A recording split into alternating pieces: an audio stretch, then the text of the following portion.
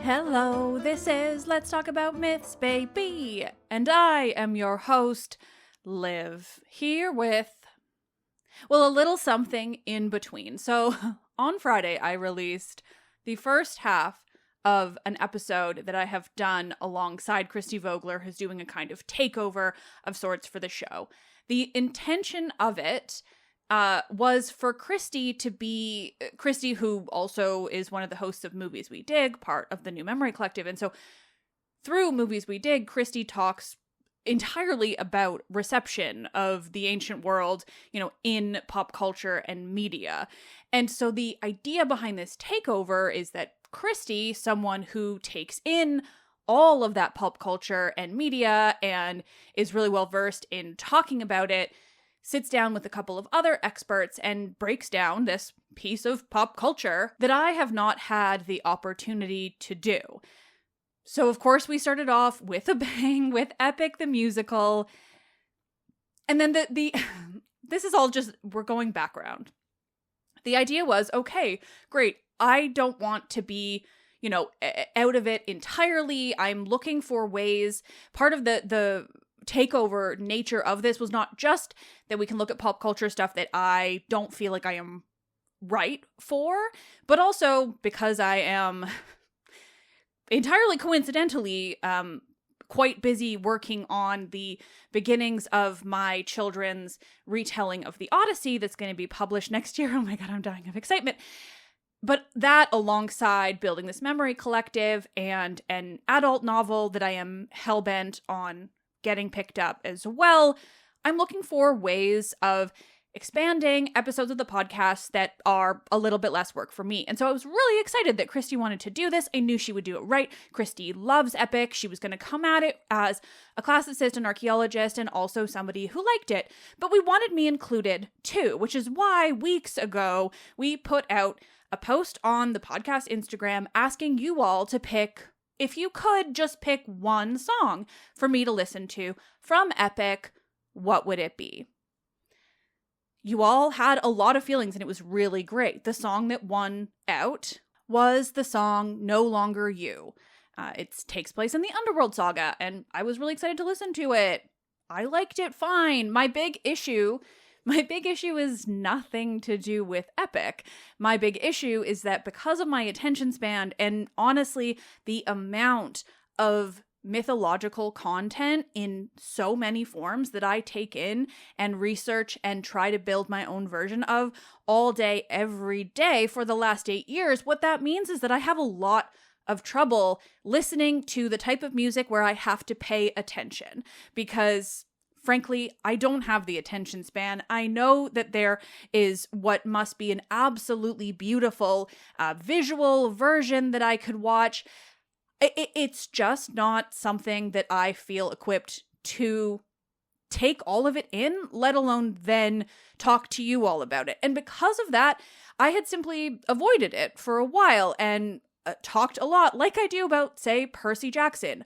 I talk very openly about how I may not be in a place to ingest all of the pop culture about Greek mythology that's coming out these days, but I love it. I am thrilled that this type of content is bringing more people to Greek mythology, that's bringing more people to my show to learn the ins and outs and the context and the background. I think it's great. I am so incredibly supportive of every type of pop culture reception of Greek mythology. That doesn't mean I'm always the right person to talk about it necessarily. And so what I thought was that Christy and I had found this kind of workaround, a way for me to ingest some of it while then she will bring in a group and really talk about it in depth.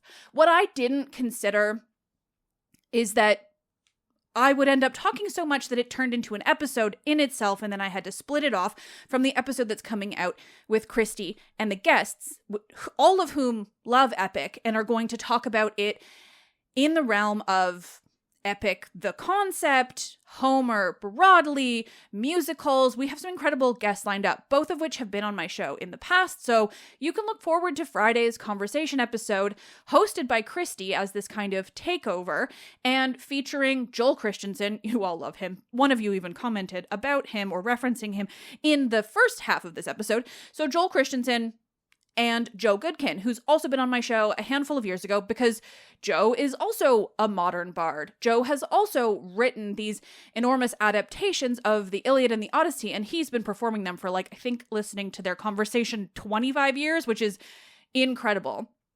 And so we have this really incredible episode coming out, breaking down all of that stuff. What I did that was apparently silly was break it up into 2 episodes because the first half was just me. And it turns out that if you tell me that like 20 women have been cut out of an epic that is one of the only pieces of literature from the ancient world that features so many stories of women where it's actually about the women, well, I'm sorry. I'm going to be bothered by that. And again, it's no fault of anyone's. And as I said in that episode that aired on Friday, not a single one of my critiques were directly aimed at the creator. My critique is of how we as a culture have taken the Odyssey and kind of made it about something else.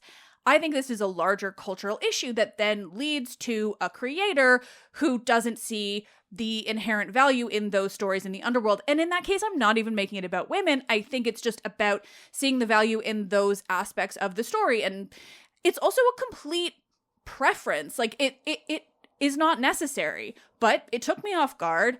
It bums me out. And again, literally nothing to do with the creator, which I know for a fact I said a handful of times, not least because the absolute number one thing I don't want to do, and I have said that into this microphone like a lot of times by now, the number one thing I never want to do is talk about a piece of reception, pop culture, and ruin it for anyone. I don't want to ever inadvertently say something that would make a creator feel bad about their work. I don't want to take something that listeners already enjoy and take away from that enjoyment at all. That is something I think about all the time, and perhaps too much, and it's the nature of the beast. I understand, but this episode is coming to you today because I feel really bad that people have taken that first half of the episode and understood it as anything other than me being personally bummed out by a choice. And maybe this is me being oversensitive or just, being forced to focus on a handful of trolls. But I definitely know there are listeners of my own who feel like I took something away from Epic by doing that. And it was absolutely not my intention. But at the same time, I don't think I could have ever learned something like that and not reacted that way. And again, it's about there being wider context, absolutely, and that's why we have this epic additional episode for you all where these experts are going to come in and talk about what they like about Epic and really go into those details.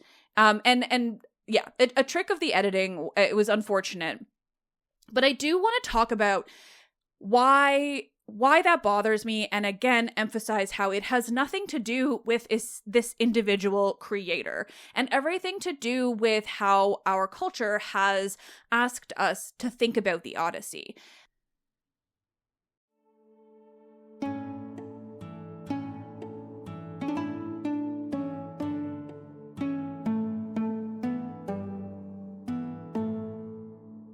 I want to talk about the women in the underworld. I am setting aside the choices of Jorge, the creator of Epic. I am setting that aside in a nice little box, not to be confused with a jar. We're setting that aside. We're going to return to it. But I want to say that this is not about that. This is about the wider cultural understanding of the Odyssey that meant it was really easy to cut those characters out and think that you're not cutting out anything important, because I think that's what happened. I think that it's really easy to look at this scene from the underworld and think like, oh, it's just kind of like this extraneous additional storyline that doesn't really send the plot in any further direction. You know, I understand the desire to feel like those plot points are extraneous. And my issue is about the cultural background of what led us to that point. Because let's be perfectly honest, the wider issue here is the cultural creation of the Odyssey, the 3,000 years, give or take, since the story was being originally developed up until now. Because within those 3,000 years, we, as a culture, have determined a lot of things about the Odyssey that are more about the cultures that came after it up until now than they are about the story that was being told in that earliest form of the epic. And again, this is the wider issue. The wider issue is how we see the epic, because any number of retellings, blogs, descriptions on Wikipedia or wherever will give you a lot of information about the Odyssey that isn't necessarily wrong, but does leave out all of the things that I think make it more interesting. And again, what I think makes the Odyssey so interesting is everything outside of Odysseus and how all of those things are interacting with Odysseus, what that says about him as a man, what that says about him as what we conceptualize as a quote-unquote hero, what that says about him as a husband, as a father. I think it's way more interesting to look at Odysseus as, like I said, this fucked up dude who did fucked up stuff. And a part of that, though indirectly, is coming in the underworld. And that's because this moment in the underworld, where we not only get the stories of a great number of women, which I will get into, but also stories of the heroes, a lot of the men who died with Odysseus at Troy. We get a lot of these insights. We get a lot of Agamemnon complaining about his bitch of a wife, Clytemnestra, who just went ahead and killed him the second he got home, and we love Clytemnestra for that. But that is a large part of what is going on in that scene, because Clytemnestra is behaving as this foil to Penelope. Clytemnestra's already dead. She's killed Agamemnon. We don't see her, despite what the casting for Christopher Nolan's Odyssey might suggest to you. We don't see Clytemnestra at all. She is just talked about as this horrible woman, this horrible, horrible, horrible, horrible woman who betrayed her husband, and she killed him, and she slept with his cousin who was his arch enemy, and all of these things. And we, in this poem, are being asked to think of Clytemnestra as the opposite of Penelope, as the woman who did all the wrong things when her husband went away to war and when he came back from it, whereas Penelope is doing all the right things. And I think where the women in the underworld are fitting in between those two dynamics is what's most interesting. So we're going to talk about what the women of the underworld were getting up to.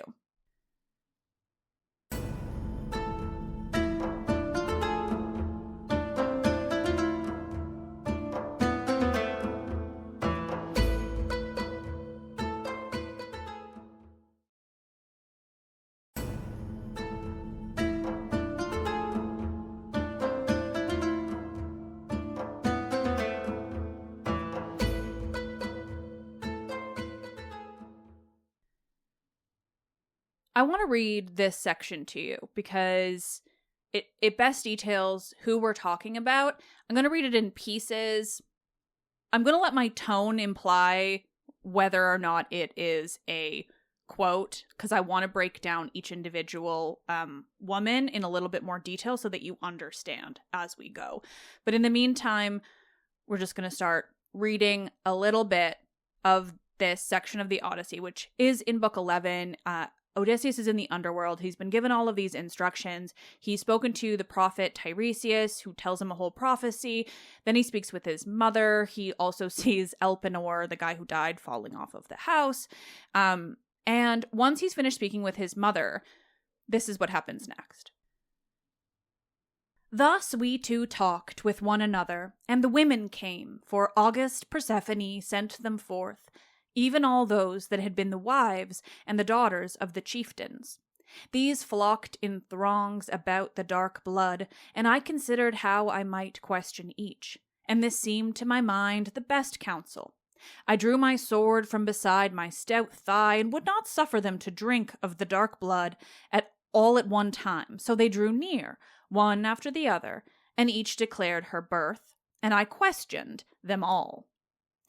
Then verily the first that I saw was high-born Tyro, who said that she was the daughter of noble Salmoneus, and declared herself to be the wife of Cretheus, son of Iolus. She became enamored of the river, divine Enipeus, who is far the fairest of rivers that send forth their streams upon the earth, and she was wont to resort to the fair waters of Enipeus.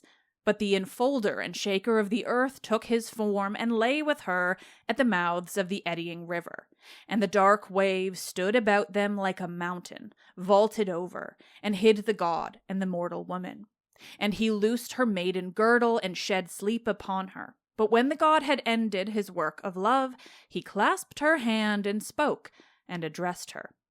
Be glad, woman, in our love, and as the year goes on its course, you shall bear glorious children, for not weak are the embraces of a god. These do you tend and rear, but now go to your house and hold your peace and tell no man, but know that I am Poseidon, the shaker of the earth. So saying, he plunged beneath the surging sea. But she conceived and bore Peleus and Neleus, who both became strong servants of great Zeus. And Peleus dwelt in spacious Iolcus, and was rich in flocks, and the other dwelt in sandy Pylos. But her other children she, the queenly among women, bore to Cretheus, even Aeson and Pheres and Emethion, who fought from chariots. So that's the first woman, Tyro. We know that she's the daughter of Salmoneus. He's a famous king. She falls in love with a river, it seems, but it's not the river that she then gets to sleep with. Poseidon turns himself into this river god, deceives her, hides her, rapes her. It's very clear. He takes her virginity, is even how clearly that is laid out here. And then he's like, nah, you don't get to be upset about that. I'm a god. Don't tell anyone, but raise my children. And one of those children is Peleus, not to be confused with Achilles' father, Peleus. They're spelled differently, but it's hard to pronounce them differently. This is Peleus, the father of Jason. Jason and the Argonauts. And so we get this idea that this woman who comes up to him first just tells him a story of a god violently assaulting her and then essentially telling her to keep quiet, raise these children, and the end ideas we're supposed to get is these children are famous. So that's the first one. Here's the next. And after her I saw Antiope, daughter of Asopus, who boasted that she had slept even in the arms of Zeus. And she bore 2 sons, Amphion and Zethus, who first established the seat of 7-gated Thebes and fenced it in with walls, for they could not dwell in spacious Thebes unfenced, how mighty soever they were. All right, that one was Antiope, not the Amazon Antiope. This is a different one. It might not sound quite as dramatic because it's Zeus, whereas with Poseidon, we typically know that it is inherently violent because the sea is violent, and Poseidon essentially is the sea. But when it comes to the children, Amphion and Zethus, who go on to be quite famous for those walls of Thebes, there's a lot of other sources that have details about how Antiope, because she became pregnant without a husband, essentially was forced into exile or punished, or these varying levels of trauma. All right, next one. And after her I saw Alcmene, wife of Amphitryon, who lay in the arms of great Zeus, and bore Heracles, staunch in fight, the lion-hearted. And Megara I saw, daughter of Creon, high of heart, whom the son of Amphitryon, ever stubborn in might, had to wife. Again, not quite so bad. This is Zeus, so it's less explicit. Mother of Heracles. But we still get the mention of Megara in there, who Heracles, of course, killed along with all of their children. And even still, the story behind Alcmene becoming the mother of Heracles, there are absolutely versions which suggest that Zeus performed some kind of trickery in order to sleep with her. And it's only because she was married to Amphitryon and he was able to raise a son as Heracles that we don't have more dramatic effects of that happening. Next up is a bang. And I saw the mother of Oedipodes, fair Epicaste, who wrought a monstrous deed in ignorance of mind, in that she wedded her own son, and he, when he had slain his own father, wedded her, and straightway the gods made these things known among men. Howbeit he abode as lord of the Cadmeans in lovely Thebes, suffering woe through the baneful counsels of the gods. But she went down to the house of Hades, the strong warder. She made a fast noose on high from a lofty beam, overpowered by her sorrow. But for him she left behind woes full many, even all that the avengers of the mother bring to pass.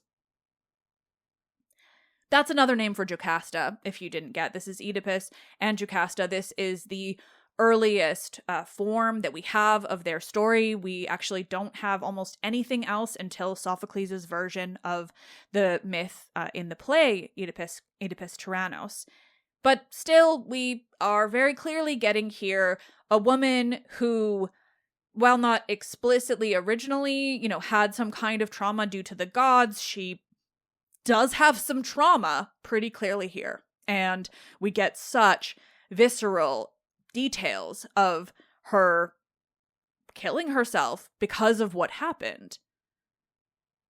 Next, and I saw beauteous Chloris, whom once Neleus wedded because of her beauty, when he had brought countless gifts of wooing. Youngest daughter was she of Amphion, son of Iasus, who once ruled mightily in Orchomenos of the Minii.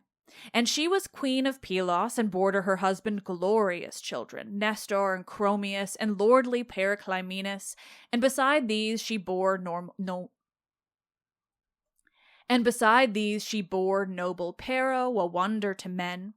Her all that dwelt about sought in marriage, but Neleus would give her to no man, save to him who should drive from Phylace the kine of mighty Iphicles, sleek and broad of brow, and hard they were to drive.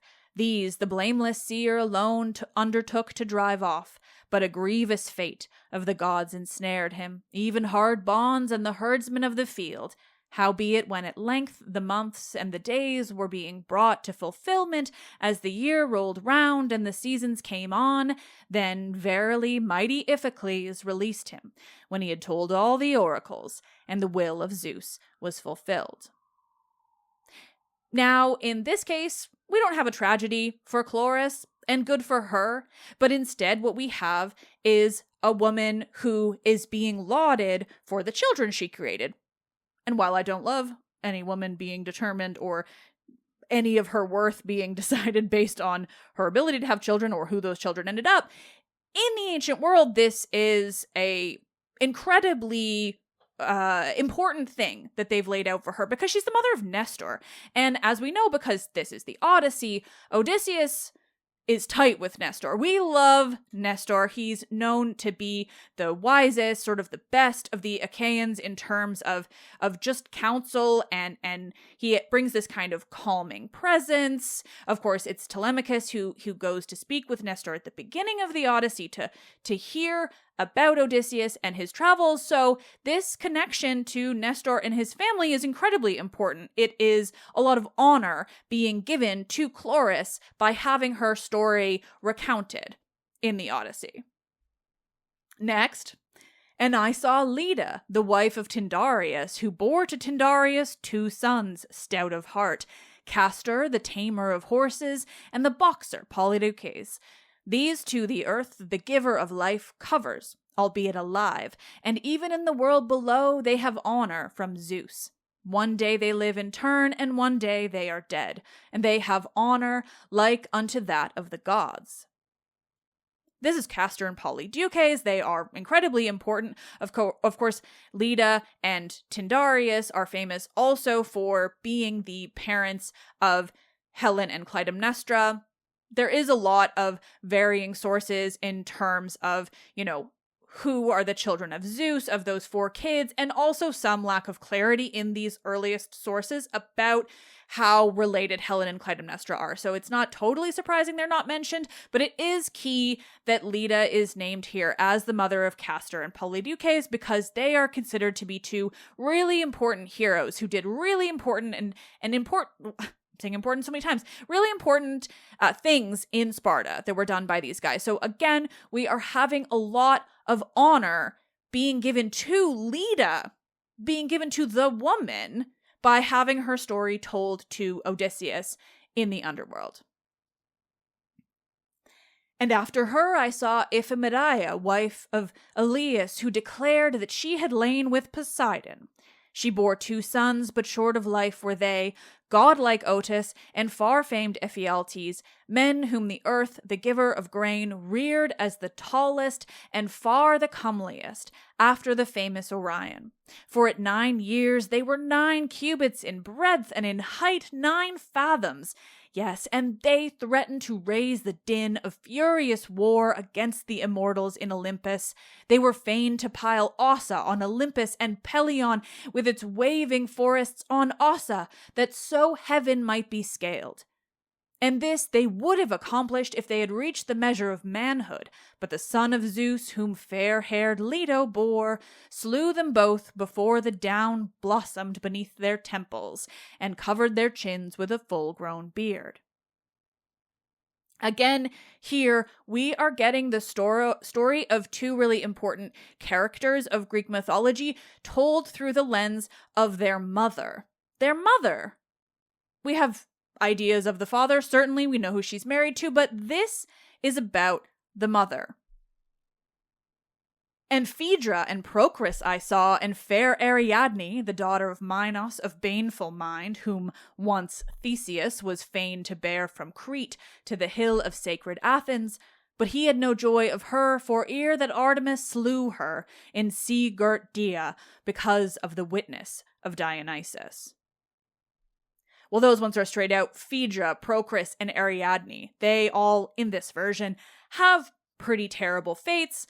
I mean, it's harder to say when it comes to Phaedra because a lot of what we know about her terrible fate is pretty heavily based in a play, but broadly, we still understand that she had some kind of terrible fate, I would imagine, even in these oldest of sources. And Procris is, if I recall, killed by her husband through some kind of accidental tragedy. And Ariadne, who in this version, which of course, remember, there are countless versions of what does or does not happen to Ariadne after Theseus, but in this case, it's the version where she is killed on Dia, which is another name for Naxos, after he takes her there. And it's because of the gods, but also because of Theseus. And Mira and Clymene I saw, and hateful Eriphyle, who took precious gold as the price of the life of her own lord. But I cannot tell or name all the wives and daughters of heroes that I saw, ere that immortal night would wane. No, it is now time for sleep, either when I have gone to the swift ship and the crew, or here. My sending shall rest with the gods and with you. So Odysseus is telling this story to the Phaeacians. It's towards the end of his journey, not the end of the Odyssey. There's a lot going on. But I just really wanted to look at these stories of women because while they present all of these varied stories of mythological women who go through different experiences, be they good or bad, and have children, be they famous or famous for being good or famous for being bad, but in all cases, they are famous. And the fact that when Odysseus is in the underworld in the Odyssey, he speaks to a handful of men. Yes, he does speak to heroes later. But before these women, he speaks to his mother, his dead crewmate Elpenor, and he speaks to Tiresias. Now, technically, he's supposed to speak to Tiresias first, so it's kind of like we see these people back and forth, and the blood mentioned at the beginning is because, if you don't remember, there's a whole thing about him having to sacrifice an animal. I'm going to forget what type exactly, but essentially these shades from the underworld have to drink the blood in order to speak to somebody who's living. And so there's a lot going on there. But to me, it's just really, really, really interesting that before we get to the heroes, before we get to the names that we and the listeners back in the ancient world would have known in even more detail because they fought with Odysseus in Troy, before we get to Agamemnon, to Achilles, to anyone like that, we have these stories of women. We have these stories of women who, at least when it comes to this mythological time period, did what was considered to be the greatest things they could do, and that is have important children. We don't love it, but when we take it in context, it is important to recognize that the story being told about these women is their importance. It comes before the men, it comes before the heroes, and we know from right at the beginning that Persephone sends them. So this queen of the underworld, this goddess of spring and also the dead, sends these women to talk to Odysseus. And given we're at this point in Odysseus' story where he's kind of like halfway home, in not in a literal sense, because I don't think it's possible to really define it as a literal sense. But, you know, he's already been with Circe at this point. He's already been with Polyphemus, with the Cyclops. He's already had the majority of the adventures that he's going to have, or at least half of them. And when he gets to the underworld, which is in itself a real feat, that it's a really big deal to go to the underworld, to be able to speak with the dead. And we get these really, really detailed stories from the dead sent by a goddess. And it's all of these goddesses. And though the phrasing of him telling the story to the Phaeacians isn't necessarily so explicit, not least because I have to read this old translation to you, but these women are telling their own stories to Odysseus. And that is something that, to me, really stands out in the breadth of the surviving Greek mythology. I'm saying this, I'm recording this kind of out of nowhere. I wasn't really sure what kind of timing I was going to do for the next episode. I both did and didn't want to give you guys this break because I'm feeling stressed about having damaged epic to anyone in your eyes, because that's absolutely not my intention. But my intention really is to just talk about what it means to cut out that many women. And that many women who get to tell their own story. And it's absolutely a preference, and it's absolutely not necessary to the story. I don't think that excluding them fundamentally changes the Odyssey, but I think it fundamentally changes the opportunity, I guess. The opportunity to see the Odyssey for something slightly closer to what it was in the ancient world. And this is entirely personal. I mean, again, this is entirely my personal feelings, which is what the last episode was too. But I think I'm at this point where people want something of me, and it's a very weird thing to talk into the microphone in this way and to have people want to hear what I have to say, because I'm really, really cautious of not ever putting down someone's work. That is literally never my intention, and I make a really, really conscious effort to adhere to the statement, about people doing work now who I respect. Obviously, if I don't respect you or you're a problematic person, I'm all no holds barred. But when it comes to people who are creating in this way, where it's like I think they're doing great work. I think that epic has contributed so much to the popular discourse. I have absolutely no complaints with it as a concept at all. And again, my issue is with the broader cultural idea. And it's just simply, and this is what I said last time, and I'm gonna say it again, my complaint is simply that it bums me out. Do I fundamentally think it should change or that anything was done explicitly wrong? Absolutely not. It bums me personally out. It bums me out because I want to hear a song of those women telling their story. I want to hear an acknowledgement that there were that many women who got to physically tell their own story, not only to Odysseus, not only to the Phaeacians through the voice of Odysseus, but to the ancient Greek people. It fills me with an enormous sense of joy and pride in the ancient world to read that section of the Odyssey, because we get their stories straight from their mouths, in whatever way we can get anything straight from the mouth of a mythological person, but we do. And so again, this episode, I just wanted to talk about those women. I wanted to talk about them because I was bummed out, not because, again, I think that there's anything fundamentally wrong. I wanted to talk about them because I was bummed out, and therefore I would like to give them the voice that I simply wish they'd had in epic. And that doesn't mean I think anything badly about the musical. It doesn't mean that I have any negative associations with the musical. It just means that I wanted to hear their story, and it bummed me out that I didn't get to. And I think that the exclusion of them is a symptom of a much, much bigger cultural problem with how we think of the Odyssey. It's a much bigger issue. It's not about an individual piece of reception that does or does not do that one thing. I just wanted to hear their stories, and I want to talk about why I think we should.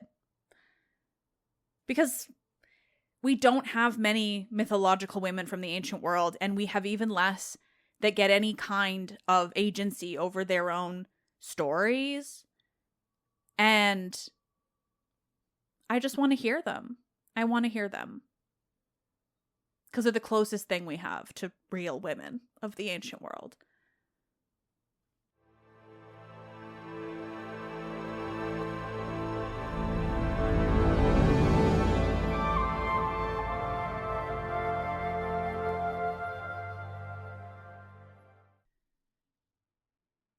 Nerds, thank you very much for listening to this attempt to explain myself further and contextualize and clarify, because it really, I didn't want to sound too defensive, because I don't even really feel like I'm necessarily defensive.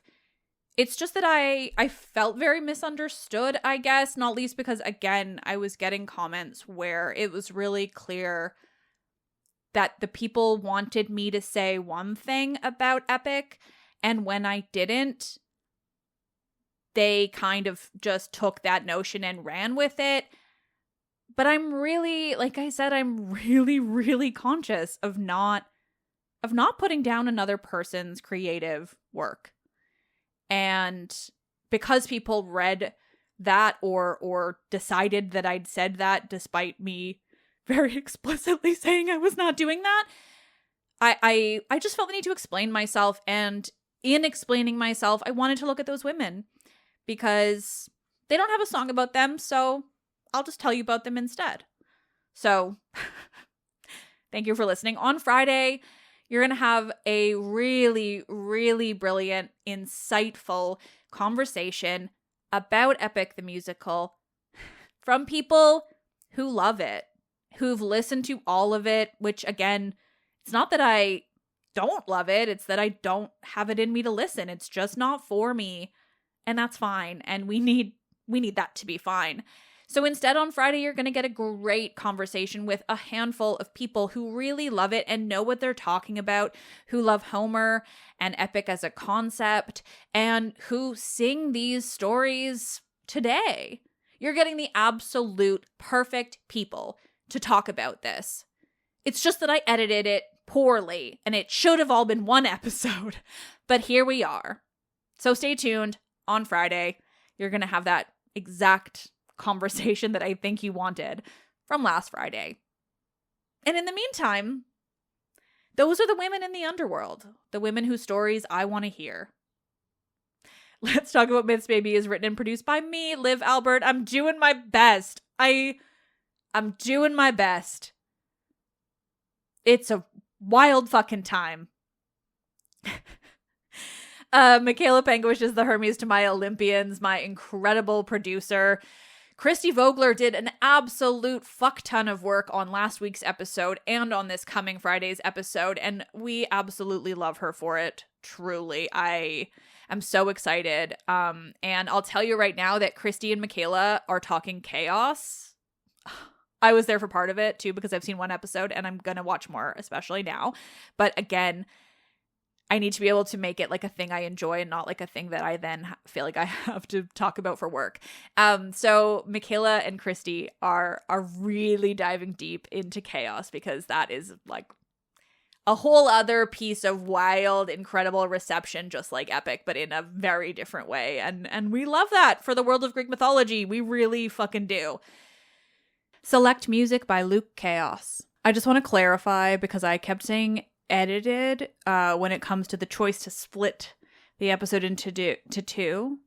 That's not an edit. I don't know. I made the choice to split it into two. Christy did all the work. I just don't want to take away from that. Christy did all the editing for last Friday's episode and next Friday's episode because she's a great friend who wants to give me content and also talk about interesting things that she's better at than I am. The podcast is part of the Memory Collective Podcast Network.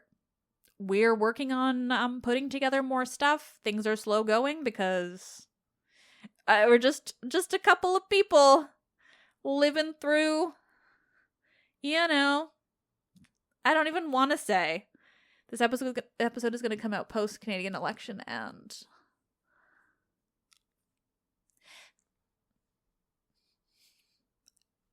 that silence is too long. I don't know what else to say. Thank you all so much.